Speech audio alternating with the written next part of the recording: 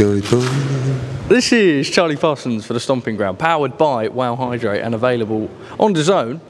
Edward, you know what, right? I hate to fucking gloat your ego, but it is, 1 second, it is 1:45 in the morning. Everyone's exhausted, yet I'm watching you give fantastic 10 out of 10 energy interviews. I admire it. That's what I do, mate. Because, you know, I've got a big engine and a big tank, unlike you, who I hear is feeling a little bit under the weather. Well, a man's allowed to be slightly poorly, Really? Edward, and I'm keeping the energy for the big DAZN shoot on Monday. I didn't even know anything about that. Well, no, because you're not involved with the big DAZN shoot on Monday, Edward. What are we saying, by the way? About what? Can I have my praise once? You always mug me off for how... Don't like the shoes. Okay, fair enough. Because you got to go with the shiny ones, see? Don't have With a the pair of tubs. shiny ones. Oh, yeah, I'm good. Yeah. I like them, actually. I think you need ½ an inch off the length. Okay. Yeah. All right, fair. Can I get you a slight... But... Yeah, I like the double-breasted number. I've got it doesn't fit very well. Oh, actually, do you want me to tell you why that is? Why?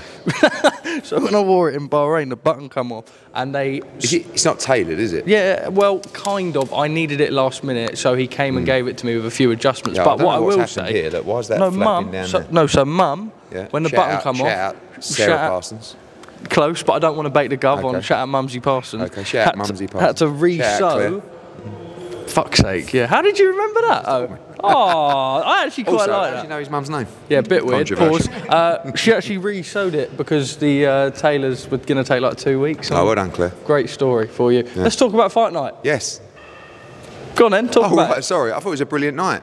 Don't you think these events in Monaco are just one of the best of the year? Well, I mean, can we the not card come was great, more but often? I was Does just it have sitting in to there be thinking...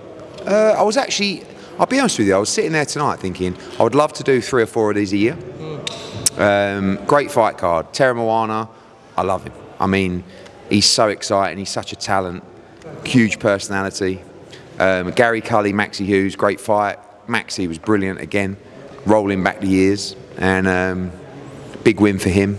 Beatrice Ferreira, fantastic, going to be looking to unify now. Terry Harper, or maybe Caroline Dubois if she wants the fight. I thought Chev against Mosquera's fight tonight, I thought it was a brilliant fight. How did you have it?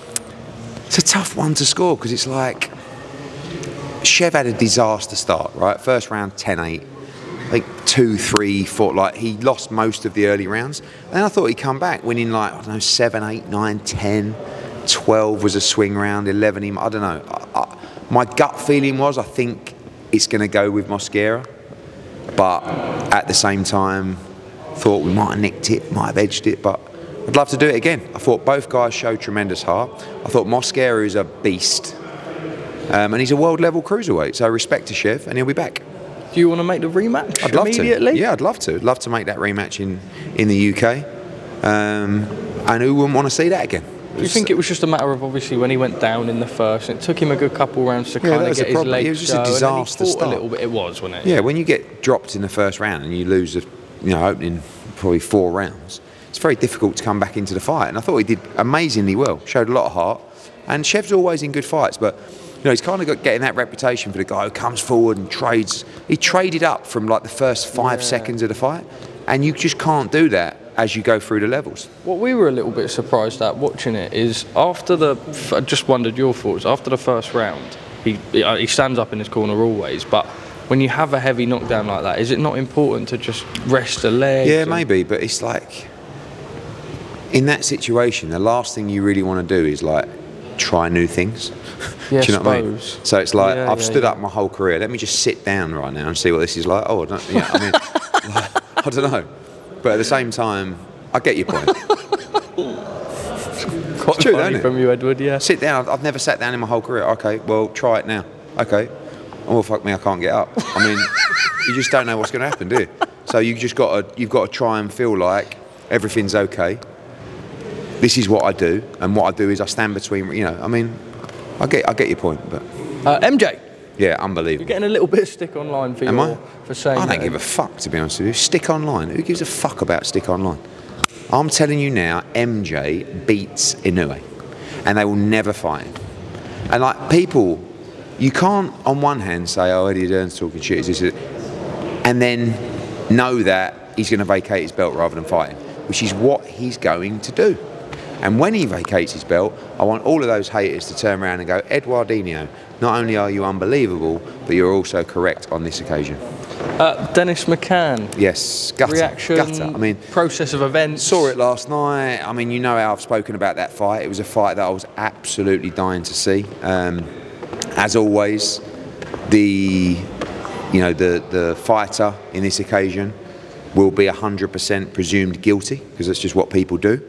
Give him a chance to go through the procedure. Everybody deserves that opportunity, but obviously it never looks good, and he's got to have a lot of backbone here, because I know he doesn't have the profile of Conor Benn, but having seen what Conor Benn went through and others, it's a very, very arduous process and task that requires a lot of tenacity and the ability to absorb a huge amount of stick on the way. Are you aware of the, what do you know, the substance? Do you know the situation regarding it? Or? Not really. I mean, I think that's one for Queensberry. Obviously, I'm not Dennis's promoter, even though everyone presumes that I'm just the governing body of boxing. Leave that to the governing body of boxing and his team to discuss. Two quick ones. I had Simon Jordan reply to my tweet earlier. Well done. Well, if Dennis tells the boxing board to do one, his promoter makes foul act play.